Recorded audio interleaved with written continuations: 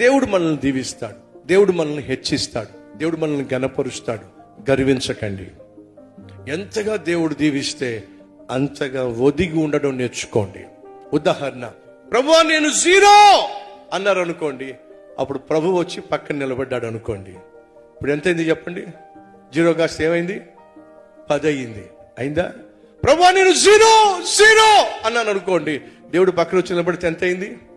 100 అయింది. ప్రభువా నేను 0, ప్రభువా నేను 0, ప్రభువా నేను 0, ప్రభువా అన్నారు అనుకోండి, ప్రభు వచ్చి నీ పక్కన నిలబడ్డాడు అనుకోండి, ఇప్పుడు ఎంత అయింది చెప్పండి? ప్రభువా నేను 0 అయ్యా అన్నావంటే, సరే నువ్వు 0వే, పక్కన నిలబడతా, నీ విలువ నేను పెంచుకుంటా. 0 కాస్త ఏమైంది? 10 అయింది. ఇంకా తగ్గించుకో, ప్రభువా నేను 0, ప్రభువా నేను 0, ప్రభువా శూన్యం, ప్రభు ఏమీ లేదు ప్రభువా.